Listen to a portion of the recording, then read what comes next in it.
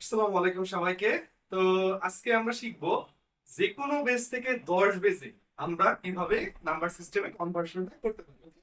তো চলুন ঝটপট আমরা শুরু করে দিই আমাদের ক্লাস। তো আমি কিন্তু একটা বিষয় অবশ্যই আগে বলে রাখছি আমার লেকচার ভিডিওতে যে আমরা যখন 10 থেকে কোনো নাম্বার সিস্টেমে অন্য কোনো একটা বেজে কনভার্ট করবো অথবা অন্য কোনো বেস থেকে 10-এ কনভার্ট করবো, 10 দিয়ে না গুণ হবে না ভাগ হবে, এটা কিন্তু আমাদের মাথায় সুন্দর মতো সবাইকে মনে রাখতে হবে। ঠিক আছে? তাহলে আমরা আগে কি শিখছিলাম? যে শুরুতে ছিল 10 বেস, সেখান থেকে কিন্তু যে কোনো একটা নাম্বার সিস্টেমে কনভার্সনটা শিখছে। সেখানে কি নিয়ম ছিল? ভাগ করতে হয়। আর আমাদের আজকে যেটা শিখবো সেটা হলো যে কোনো বেস। যে কোনো বেস বলতে হইতে পারে কি, যে আপনার পরীক্ষায় দেওয়া আছে 2 বেজের কোনো একটা নাম্বার সিস্টেম অথবা 8 বেজের অথবা 16 বেজের। ওকে, তো এখান থেকে আপনার বললো যে আপনি 10 বেজে অর্থাৎ ডেসিমেলে কনভার্ট করে দেখান ওটা কত হয়। তাহলে আমাদের কি হবে? 8, 2, 8 বা 16, এই বেস গুলার একটা ডিজিট আপনার পরীক্ষাতে দেওয়া থাকবে এবং আপনাকে বের করে দেখাইতে হবে কি 10 বেজে এটা কত হবে কনভার্ট করলে সেটা। তো আমরা যদি এটা করতে চাই, আজকে আমাদের যে নিয়মটা ফলো করতে হবে, এই যে আমি সাইডে লিখে রাখছি যে 10 শেষে থাকলে কি করতে হবে? গুণ করতে হবে। দেখুন তো আমাদের এই নাম্বার সিস্টেমে দুই দুই বেস দিয়ে আমি একটা এক্সাম্পল দিয়েছি। 2 আছে শুরুতে, আর আমাদের চাওয়া হয়েছে কিসে? 10-এ। তাহলে কিন্তু 10 আছে হলো শেষে। তাহলে 10 যদি শেষে থাকে একটা নাম্বার সিস্টেমে, আমাদের কি ফলো করতে হবে?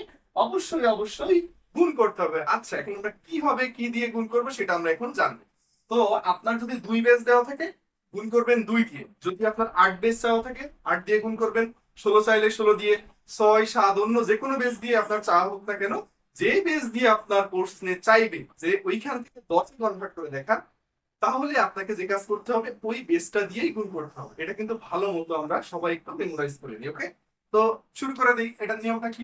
সুন্দর মতো আগে আমরা ডিজিটালি 1 1 0 1 1। ওকে, আচ্ছা, তো এখান থেকে আমাদের যে কাজটা করতে হবে সেটা হচ্ছে, সরি একটু লিখি, 1 ইনটু, আমি বললাম যে আমাদের গুণ করতে হবে কি দিয়ে? যে বেস দেওয়া আছে সেটা দিয়ে। যেমন এখানে 2 দেওয়া আছে, তাহলে এই যে 2 দিয়ে গুণ করবো। ওকে, একটা করে আমরা ডিজিট নিব, 2 দিয়ে গুণ করবো, যে বেস দেওয়া থাকবে এবং মাঝখানে দিব প্লাস। ওকে, দেন এর পরের ডিজিটটা কি আছে? 1, তাই না? তাহলে লিখবো 1 গুণ 2। তারপরে ডিজিট কত আছে? 0, তাহলে লিখবো 0 গুণ 2। তারপরে ডিজিট কত আছে? 1, তাহলে লিখবো 1 গুণ 1। লাস্ট ডিজিট কত আছে? 1 ইনটু 1। যেহেতু 1 আছে, সরি সরি আমি একটু ভুল লিখে ফেলছি, এখানে হবে 2, এখানেও হবে আমাদের 2। যেহেতু আমাদের প্রতিটাতে আমাদের 2 পেজ আছে, 2 দিয়ে গুণ করতে হবে। এতটুকু কাজ সবার আগে প্রথমে করে নিতে হবে। আমি একটু চেক করে দেখি সব ঠিক আছে নাকি। 1 into 2, 1 into 2, 0 into 2, 1 into 2, 1 into 2। ওকে, ঠিক আছে। এরপরে ছোট্ট একটা কাজ করতে হবে, দেন ক্যালকুলেশন করলে কিন্তু ম্যাথ শেষ। ওকে, তো যখন আমরা গুণ দিয়ে এইভাবে করবো, আমাদের যে কাজটা করতে হবে, যে পেজ দিয়ে আমরা গুণ করছি ওই পেজ গুলাতে পাওয়ার ইউজ করতে হবে। আচ্ছা, পাওয়ার গুলো আমরা কিভাবে ইউজ করবো? খুবই ইজি। একদম লাস্টে চলে যাবেন, দেন এই যে 2 পেজ ছিল না, এর উপরে 0 দিবেন। 0 থেকে যত আপনি পিছন থেকে সামনের দিকে আগাবেন, তত আপনার এই 2 পেজের উপর পাওয়ার বাড়াতে থাকবেন। 0, তারপরে 1, তারপরে 2, তারপরে 3, তারপরে 4। ওকে, আমাদের কাহিনী কিন্তু শেষ। জাস্ট এখন ক্যালকুলেটরে এটা ক্যালকুলেশন করলে অ্যান্সার বের হয়ে যাবে। তাহলে আমাদের এই প্রসেসটা কি?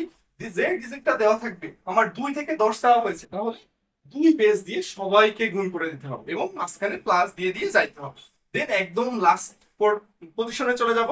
ওইখান থেকে যে কাজটা করতে হবে, আমাদের 0 থেকে পাওয়ার দেওয়া শুরু করতে হবে। 0 দিব, তারপরে 1, তারপরে 2, 3, 4, এইভাবে যতক্ষণ পর্যন্ত চলবে আপনাকে পাওয়ারে কিন্তু পাওয়ারের মানগুলো বাড়াতে বাড়াতে দিতে হবে অবশ্যই। ওকে, এতটুকু ক্লিয়ার? তাহলে আমি একটু ক্যালকুলেশন করে দেখি এটা কত আসে।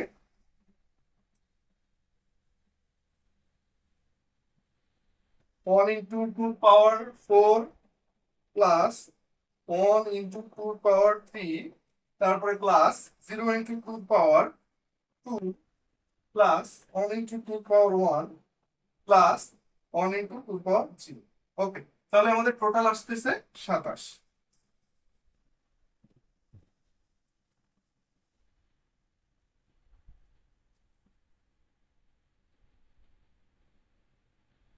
ওকে, ম্যাথ আমাদের কিন্তু এটা হয়ে গেছে। তাহলে এটা আমাদের অ্যান্সারটা কত আসতেছে? 27, যেটা 10 বেসে। আচ্ছা, এটা তো শিখে ফেললাম। এখন যদি আমাদের দশমিকে যদি পূর্ণমান থাকে, দশমিক থাকে, তাহলে কি করব? আজকে আমরা এক ক্লাসে দুইটাই শিখে ফেলবো। তাহলে আমাদের এই নিয়মটা হলো কি, যেভাবে আমরা শিখছি, প্রথম কাজ কি থাকবে? যতগুলো ডিজিট দেওয়া আছে সবাইরে যে বেস থেকে 10-এ কনভার্ট করতে হবে সেই বেস দিয়ে কিন্তু গুণ করতে হবে। তাহলে এখানে কি আছে 1, তাহলে লিখবো 1 ইন্টু 2 প্লাস 1 ইন্টু 2, এই যে 1 1 0 1, তাহলে 1 ইন্টু 2 প্লাস 1 ইন্টু 2, তারপরে কি আছে 0, তাহলে লিখবো 0 ইন্টু 2, ওকে, প্লাস এরপরে আমাদের কি আছে 1, তাই না, তাহলে লিখবো 1 ইন্টু 2 প্লাস, এইভাবে সবগুলো লিখতে হবে, দশমিক থাকলেও সবগুলোতেই লিখতে হবে। তারপরে কি আছে 1 0 1, তাহলে লিখবো 1 into 2 plus 0 into 1 plus 1 into, sorry এখানে হবে 0 ইন্টু, সবগুলো একটু চেক করে দেখি 1 into 2 1 into 2 0 into 2 1 into 2 1 into 2 0 into 2 1 into 2, ওকে, আমাদের কাজ শেষ।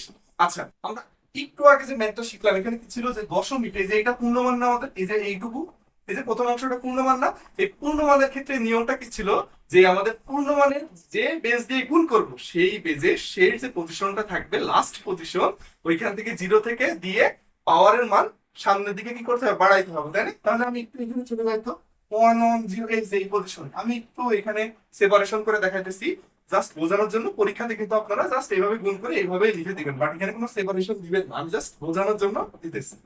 ওকে, তাহলে এখানে আমাদের নিয়মটা কি ছিল যে যেখানে পূর্ণমানের ডিজিট গুলো থাকে এইখানে আমাদের 2 এর পাওয়ার এখানে কি দিতে হয় 0, তারপরে 1, তারপরে 2, তারপরে কি দিতে হয় 3, এতটুকু তো আমরা আগেই শিখছি। এরপরে খুবই সহজ কাজ, আমরা 0 যেখানে দিয়েছি না ওইখান থেকে পূর্ণমানের ক্ষেত্রে কি হয় 1 2 3 এইভাবে বাড়াইতে হয়। আর যেখানে 0 আছে না এর পরবর্তী যে অংশ অর্থাৎ দশমিকের অংশ, এখন আমাদের যে কাজ করতে হবে 0 এই পজিশনে 1 2 3 এইভাবে যাবে, আর পাওয়ার এই পাশে যাবে -1 -2 -3, যতক্ষণ পর্যন্ত আপনার ডিজিট শেষ না হবে পাওয়ারের মান কিন্তু দিতেই হবে। তাহলে এখানে 2 এর উপরে কি দেবো -1, এখানে 2 এর উপরে দিব -2, এখানে 2 এর উপরে দিব -3। আশা করি আপনারা খুব সহজে বুঝতে পেরেছেন। তাহলে এটার নিয়ম কি, আমরা যে ডিজিটটা থাকবে সেটা সুন্দর মতো বেজ দিয়ে গুণ করে করে লিখবো, দেন যেখানে পূর্ণমান থাকবে পূর্ণমানের ওই পজিশনে বেজের উপরে 0 দিব, তারপরে পাওয়ারে দেওয়ার পর যত আমি পূর্ণমানের এই দিকে মানে সামনের দিকে মুভ করব তত আমাদেরকে কি করতে হবে, পাওয়ার এক এক করে বাড়াইতে হবে। আর যত আমি 0 থেকে ভগ্নাংশের দিকে যাব তত আমাদের কি করতে হবে, মাইনাসের মান দিতে হবে পাওয়ারে, -1 -2 -3, যতক্ষণ পর্যন্ত চলবে আপনাকে দিয়ে যাইতে হবে। এরপরে আর কোনো কাজ নাই, আমি জাস্ট এটা ক্যালকুলেশন করে দিব, তাহলে কিন্তু অঙ্ক শেষ। ওকে, তাহলে আমি যদি এটা দেখি কত আসতেছে আমাদের, ওটা যদি করি তাহলে 1 ইন্টু 2 পাওয়ার হচ্ছে 3 প্লাস 1 ইন্টু 2 পাওয়ার হচ্ছে 2 প্লাস 0 ইন্টু 2 পাওয়ার 1 প্লাস 1 ইন্টু 2 পাওয়ার 0 প্লাস 1 ইন্টু 2 পাওয়ার -1 প্লাস 0 ইন্টু 2 পাওয়ার -2 প্লাস 1 ইন্টু 2 পাওয়ার -3। ওকে, ডান। তাহলে আমাদের অ্যান্সার আসতেছে কত, 13.625। এটা কিসে করতে হবে, 10 বেজে। তো আমাদের কিন্তু এই ম্যাথটা করা শেষ। তাহলে আমরা কিন্তু যে পূর্ণ মান থাকলে কি হবে এবং দশমিকের মান থাকলে কিভাবে কিভাবে করতে হবে আমরা কিন্তু সকলে শিখে ফেলেছি। আচ্ছা, নিয়ম কিন্তু কোনোটাই আলাদা না। আমি এখানে 2 থেকে 10 বেজ করতে বলছি না, আপনারা যদি 8 বেজে চাই তাহলে কি করবেন, সব নিয়ম সেম, যেখানে আমি 2 দিয়ে গুণ করছি না এই পজিশন গুলোতে আপনার যে কাজটা করতে হবে 8 দিয়ে গুণ করে দিবেন, বাকি পাওয়ার দেওয়ার নিয়ম সবই সেম। আমি একটা করে দেখেন, আর একটা 8 বেস থেকে 10 বেস, তাই না? তাহলে এটা আমরা কি করব, লিখবো 4 ইন্টু, যেখানে কত আছে 8, তাহলে 8 দিয়ে গুণ করবো, plus 0 into 8 plus 5 into 8 plus 2 into 8 plus 6 into 8, তাই না? এরপরে নিয়ম কি ছিল, যেখানে আমাদের এই দশমিকটা থাকবে তার আগে যে পূর্ণ মানটা থাকবে অর্থাৎ এই পজিশনে এখানে পাওয়ারে দিব 0, তারপরে 1, তারপরে 2, আর এই পাশে দিব বেজের উপরগুলোতে -1 -2। এই তো কাজ শেষ। তাহলে দেখুন উপরের অঙ্কটার সাথে এটার পার্থক্য কি, ওইখানে আমাদের 2 বেজ থেকে কিন্তু 10-এ চাওয়া হয়েছিল, তাহলে আমরা 2 দিয়ে গুণ করছি, বাকি সব নিয়ম সেম। এখানে আমার 8 বেজ থেকে 10-এ চাওয়া হয়েছে, আমি 8 দিয়ে গুণ করব, বাকি সব নিয়ম সেম। এখন যদি আপনার পরীক্ষাতে 16 বেজ দিয়ে চায় তাহলে কি করবেন, সুন্দর মতো এখানে 16 দিয়ে গুণ করবেন। আর পাওয়ারের নিয়ম তো সব জায়গাতেই সেম, আশা করি খুব সুন্দর মতো বুঝতে পেরেছেন। তাহলে এটার ক্যালকুলেশনটা আমরা কি করে ফেলি, 4 into 8 to the power 2 plus 0 into 8 to the power 1 plus 5 into 8 to the power 0 plus 2 into 8 to the power -1 plus 6 into 8 to the power -2। ওকে, তাহলে ক্যালকুলেশন করলে আমাদের আসতেছে 269.34375। ওকে, তাহলে এটা কত পেয়েছে, 10 পেয়েছে।